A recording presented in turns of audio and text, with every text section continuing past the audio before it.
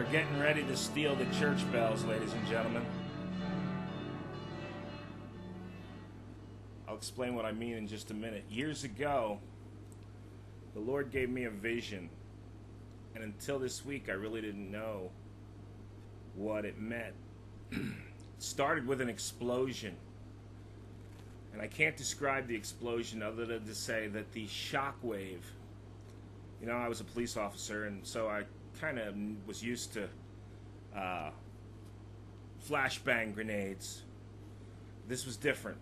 This explosion just passed through every molecule in my body, and it was felt. I was far enough away that it didn't hurt me, but neighbors' windows were broken, car alarms started going off, and in this vision all kinds of alarms were going off in the city where I was around me. And not too long, just a minute or two after that explosion, there were people walking up and down the street crying, trying to use their cell phone. But there was no cell phone service. There was no landline service. There was no internet. It wasn't working. It was all down. And as people were walking up and down the street where I lived, they were crying, and an office building at the end of my block where hundreds of people worked, women came pouring out of that building, mascara running down their cheeks, black mascara. And in this vision, I saw a woman literally kneel down. I'll never forget, she had a blue dress on and medium-length black hair and well dressed. She might have even been a lawyer for all I know. And she knelt down in the street. I'll never forget, this big, thick runner went from, I guess, her upper thigh down her, across the front of her knee and down her leg. She was completely disheveled. She dropped to her knees and she looked up to heaven, and she spread her arms out and she screamed at the top of her lungs, "Oh God, save us."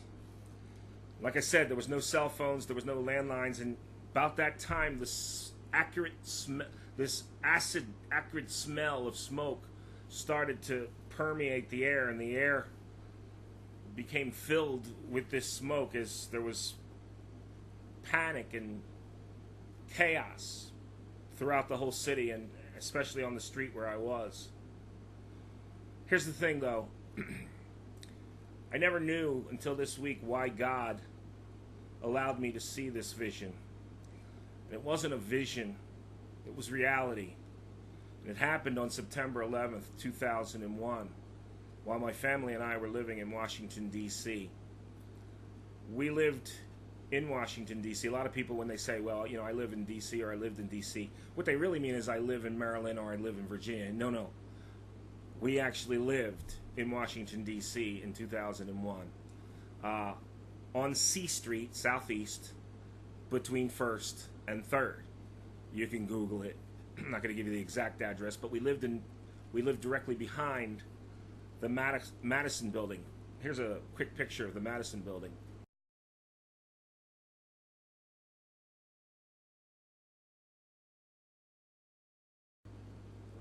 My daughter Stephanie and I one time took a tape measure, and we measured from the front of our yard, the extreme front of our yard on C Street, down C Street, which would have been west, and then north up First Avenue, all the way to the lawn, the furthest part of the lawn of the Capitol building.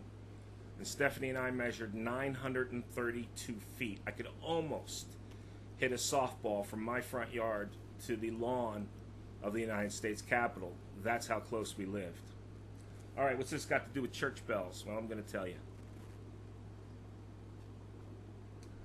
In the 1700s, as men were leaving their fortunes, their families, risking their lives, signing their names to documents that they knew could result in their public execution. And that wouldn't just mean them, it would mean their children, their wives, their dog would be hung by the British. But for the freedoms that they knew, and for the tyranny that they were living under, they knew it was a small price to pay. And the stalwart, the backbone of communication back in those days, for the most part, was the local tavern and the local church. And the local pastor, people would look to the local pastor. They were referred to as the black-robed regiment. Pastors back in those days wore black robes. I don't wear a black robe when I preach, but I still wear a traditional black robe when I do baptisms, weddings, and funerals. That's neither here nor there. But the pastors had courage back in those days, unlike many of my brothers today that I fear have lost their zeal for our God-given freedoms and our God-given rights. And they would use the church bells to signal their fellow patriots locations of British troops, different signals. General Cornwallis, who was the supreme commander of the British forces back then, this is back in about 1750s, 1760s, 1770s. You know, the dates really aren't important. But the Constitutionists, the Patriots, in 1752, commissioned the casting of what we know today as the Liberty Bell, and proclaimed on that Liberty Bell, it said to proclaim throughout the land unto all the inhabitants thereof liberty. And growing up in the Philadelphia area, back when I was a kid, I don't think you can do it anymore. But I actually on several times, maybe my friend Bart Carmichael will remember this, I think we actually were allowed to put our hands on the Liberty Bell. You could actually touch it. Can't do that anymore. It's all, under bulletproof glass and protected by the park services. But Cornwallis figured out that the pastors and the churches the bells in the churches were being used to communicate. And so Cornwallis signed an executive order. Executive order? Where have we heard that before? That all the bells in all the church towers shall be confiscated. And they were. So they were melted down to be used for armament and bullets, but mainly Cornwallis wanted those bells gone so that the patriots using the churches could not communicate with each other. Communication. And a couple guys got together, I don't know how many, when it came to the Liberty Bell and said the British may be confiscating all the bells in the colonies, but they're not going to get this one. And these men risked their lives to take that bell all the way from Philadelphia, all the way up to Allentown. They made a stop in Quakertown. Now, I was a Quakertown police officer for a while.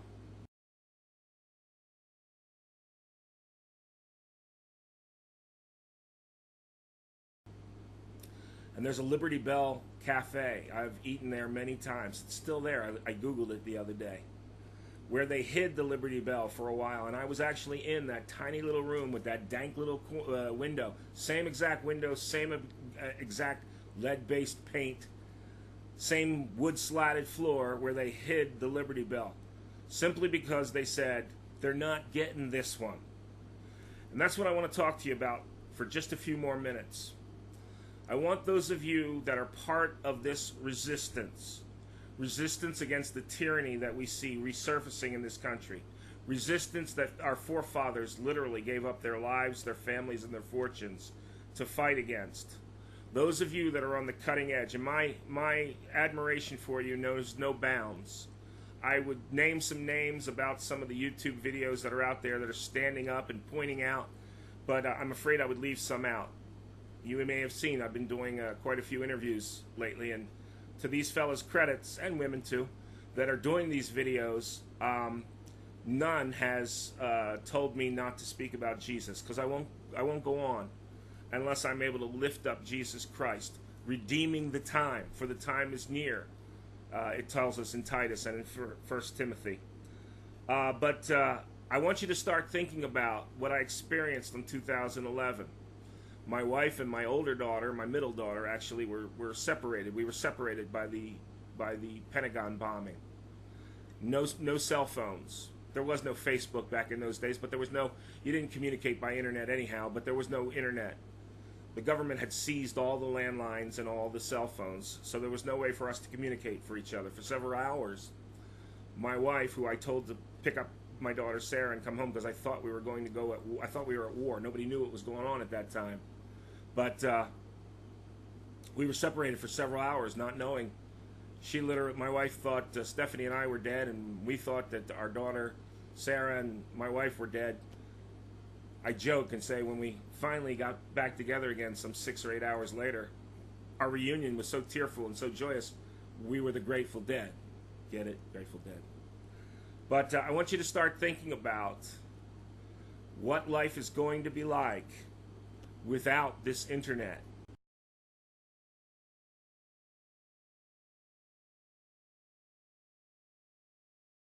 Without us being able to communicate by cell phone, by landline. Folks, it's going to happen. I don't know when.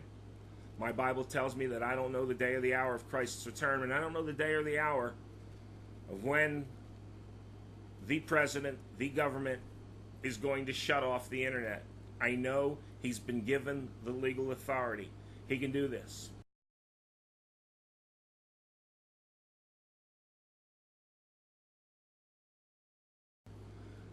So I don't want this to take you by surprise. Listen to this clip, and I think Alex Jones articulates it so much better than me, but just listen to this clip that Alex Jones put out just a few weeks ago. Climate they think is safe. When they start moving against everybody, it means they're just doing it. And what did Matt Drudge warn us about last year? I'm going to play that clip when we come back. He said these are internet ghettos, which are gulags, basically, step one. And he said they're coming, I was told by a Supreme Court justice, in private. And folks, I've been told. Now, a lot of folks say, well, let's just go along with this and they'll leave us alone. No, that's how they win. You got to exercise free speech now or lose it. So let's go out to break with this warning from last year with Matt Drudge here in studio. To come. You thought Obamacare was shocking. You thought some of these other decisions were shocking. Wait until these copyright laws work their way up and the Supreme Court decides you cannot have a website with news headlines linking across the board. Then that will end for me. Fine, I've had a hell of a run. It's 20 years next year, or 20 years about now. Hell of a run. I couldn't have gone any farther. I feel completely, I have gone as far out of the galaxy as I can on this. I still want to stay out here, but I've gone pretty damn far for what one individual can do in this culture. But I'm talking about the future. So I don't know why they've been successful in pushing everybody into these little ghettos of these Facebooks and these tweets and these Instagrams, these Instas. This is ghetto. This is ghetto. This is corporate. They're taking your energy. They're taking your energy and you're getting nothing in return. Nothing. They're dumbing the language down. Twitter's designed to reduce the language directly out of 1984. It's ingsoc. And that's exactly right, folks. Those of you that are part of this resistance, I don't care if you're in the United States, out of the United States, I think the only counterbalance that we're going to have once they take, and this is why I'm doing these videos, to be honest with you. Yes, I'm a pastor of a church, and yes, lifting up the gospel of Jesus Christ is my life's calling. But I also understand that freedom is not free.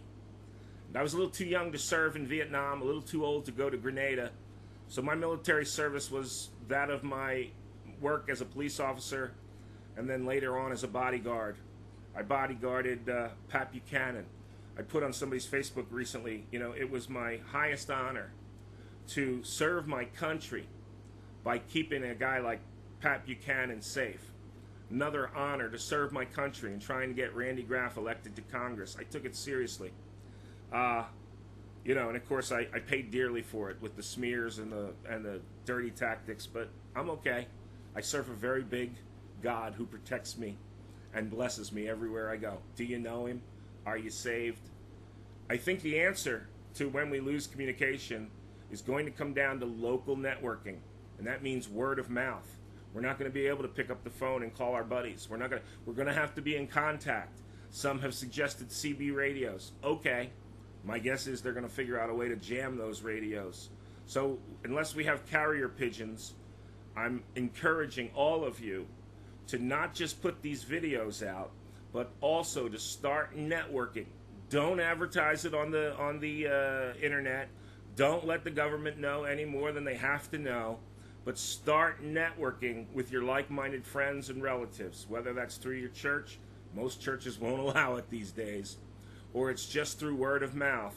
But sooner or later, I want you to understand, I'm not kidding around. They are going to shut off the internet. They are going to stop us.